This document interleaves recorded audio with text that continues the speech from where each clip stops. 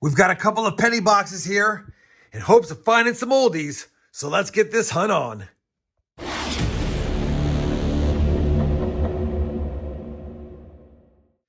Hey everyone, it's RobFindsTreasure. Welcome back to the channel. We have a 2-box penny hunt for you guys today. Obviously, we're hoping to find some old pennies. Obviously, we'd love to slot one in the Dansko Lincoln Penny album that I've got here. And after 330 boxes searched for this series, we have slotted all but 24. And we did find a steel cent last hunt in one of those Massachusetts boxes, and I have another one right here. So this will be the 3rd box of that, and I grabbed the DFW one to go along with it. So we should find our fair share of Canadian small cents in here. That's why we're hoping to add some to the Canadian small cents albums. We have 115 total slots. We filled 81 through 144 boxes worth of finds since we started keeping track of that. Like I said, one is from DFW. I already checked.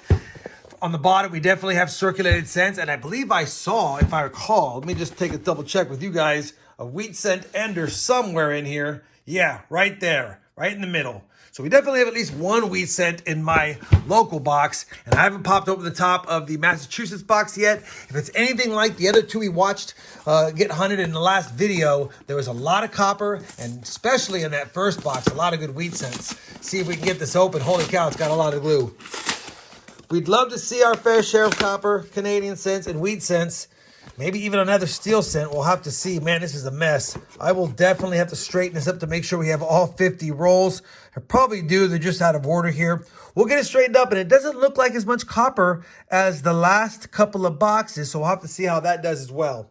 Let me get this organized. We'll get the hunt started, and as soon as I find, I'll bring you guys back in.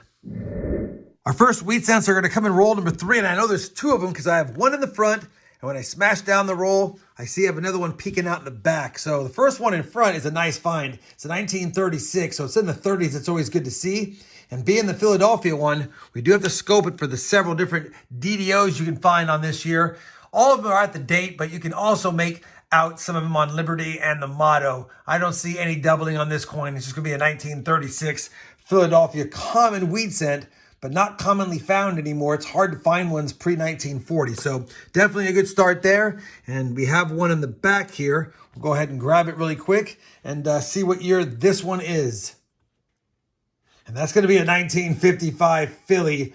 There's a really nice heavy double die that's worth a lot. You can see it naked eye. There's no doubling there, but just for fun, we'll put the date under the scope to see if it's the poor man's double die, and it's not. Common 1955P, another one I don't normally see in my area. That's why it's nice hunting Northeast boxes. Now let's get back to the hunt. Roll number 4, wheat cent number 3, 1952 Denver. Roll number 6, wheat cent number 4.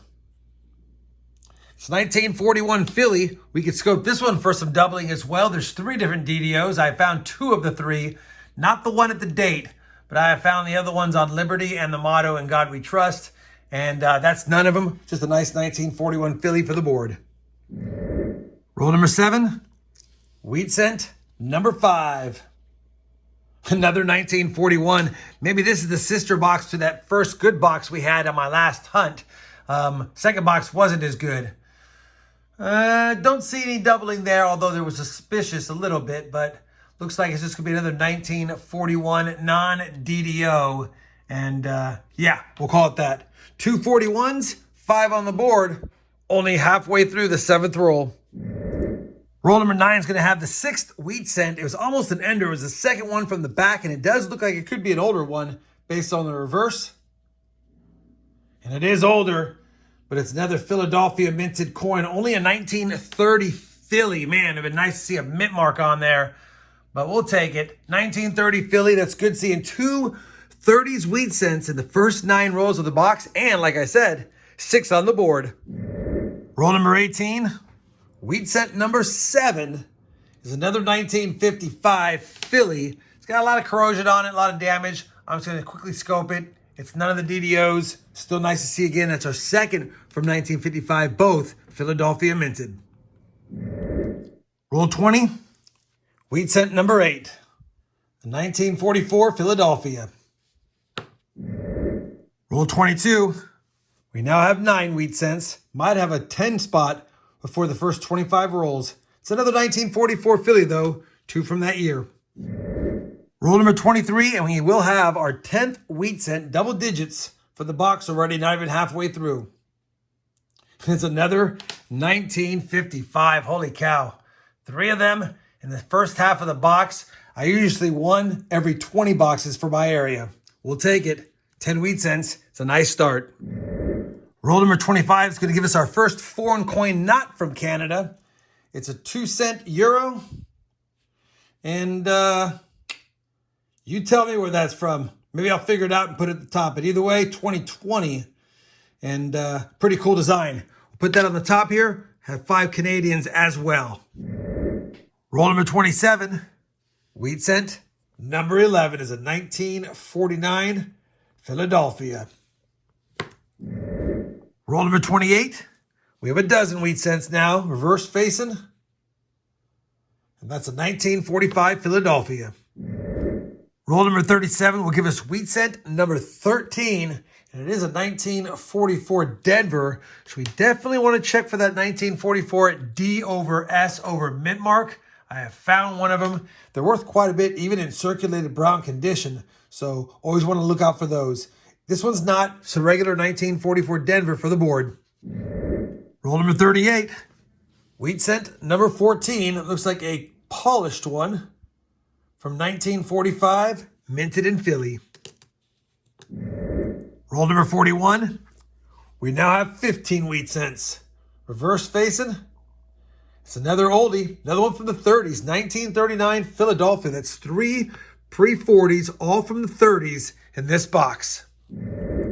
Roll number 50, the last roll of the box, grabbed it out, turned it around, and we have a wheat cent Ender 1953 Philly. That'll make 16. Let's pull it out, confirm it, and see if there's any friends with it. That wheat cent Ender is indeed a 1953 Philly. Don't see anything at first glance. I'll be back with either a recap of the box finds or if I have another find. Well, that's going to do it for that first box of this 2-box hunt and another Northeast box producing good finds. 16 wheat cents on the board, 3 prior to 1940. We got a 1930, a 36, and a 39. Can't get mad at that. As far as the side finds, I did figure out this coin. It's a 2-cent euro from Greece. We'll definitely take that. Never seen that coin. We've got 10 Canadian cents in that box. The oldest one being a laureate portrait or a young head, 1960. The rest are pretty much common dates. Don't think I have anything I can add, but we'll check it at the end.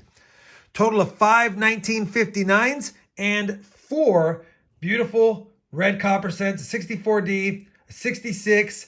70S is not as nice, but I don't get a lot of S-minted 70s. And a beautiful, probably one of the nicest 1981s I've seen. Figured I'd keep it, retire it from service. No 69S's, but speaking of copper, another good box. 3 pounds, 5 ounces in there. So all I need is about 2 pounds, 11 ounces in the local DFW box. That's a tall order for it, but we could get there, and we'll have a total of 6 pounds in a 2-box hunt. All I really need is about 1.5 pounds to get that 5 pounds, which is what I like. So not expecting more than that. If we get more than that, that's great. All right. Box 1 is done. Box 2, like I said, is one of my local boxes. Let's see how it looks from the top side. I think I saw a wheat cent on the bottom side that I showed you guys. But let me get this torn open really quick if I can. Holy cow. Struggles. All right. Yeah, you know what? Doesn't look too bad. I do see some coppers. Doesn't look as good as the Northeast boxes, but hey, beggars can't be choosers. Let's get on with the hunt. We have 16 on the board. See if we can get at least 9 to get us to 25, but 10 or more would be great. Our first wheat cent of box number 2 comes in roll number 5. Almost an end coin, 3rd from the end. It'll make the 17th of the hunt. And it's a 1957 Philadelphia. We're on roll 16 of box 2, or the 66th roll of the 100 roll hunt. And this is the one that must have been the ender we saw through the bottom of the holes in the box. Flipped it around, there you go. Let's see what year it is. It'll make our 18th wheat cent. Wheat cent number 18, second of the box, is the last year 1958 Philadelphia, and I do not see the doubling that's naked eye visible on the rare one. Roll number 68, wheat cent number 19, is a 1953, and I can't tell if that's an S or a D. It's a San Francisco. Good to see it. 1953 S. Roll number 74 of the hunt, and we have made it to 20 wheat cents finally. We will take that. Wheat cent number 20 is a 57 Denver. Roll number 78 will give us our 21st wheat cent. It's just another one from 1945. 1945 Philadelphia in pretty nice condition for sure. Roll number 82 is going to give us 2 wheat cents, pretty close to each other. Wheat cent number 22 is just another 1957 Denver. And then wheat cent number 23 peeking out behind it. Probably another one from the 50s. And it is 1951 Denver this time. 1 hour later. Well, unfortunately, the last 18 or so rolls of this box produced no wheat cents. So stopped at 23 for the hunt, which means the second box only had 7. I really wanted to get to 25 or more, but bummer, just the box died. It was pretty good in the beginning, and then after the, 30-second roll of the box, it literally had nothing else in it for me to pull out other than more copper, which we'll get to. So 23 wheat cents on the board, still a good 2-box hunt, averaging 11.5 per box. The best 3 finds of the 2 boxes are all from the 30s, all from box 1, 1930, a 1936, and a 1939. None of them are in great shape. I don't think I even have an upgrader here for the books. As far as the side finds are concerned, we got one more Canadian out of my local box, total of 11. Still the young portrait on top right there, the Loyal portrait, 1960s, the oldest. We got that coin from Greece, the 2-cent euro. We'll take that one. Ended with 6 1959s. 4 nice copper cents, and actually 2 69 S's from my box, but no DDOs. Speaking of copper, we had quite a bit. This is 5 pounds in the back cup, another 1 pound, 1 ounces in the first cup, so a total of 6 pounds, 1 ounces for the 2-box hunt. Of course, the majority came in the first box, but we did pretty good in my local box. I think 2 pounds and 5 or 6 ounces will take it, and 6 pounds plus for the hunt. Can't get mad at that.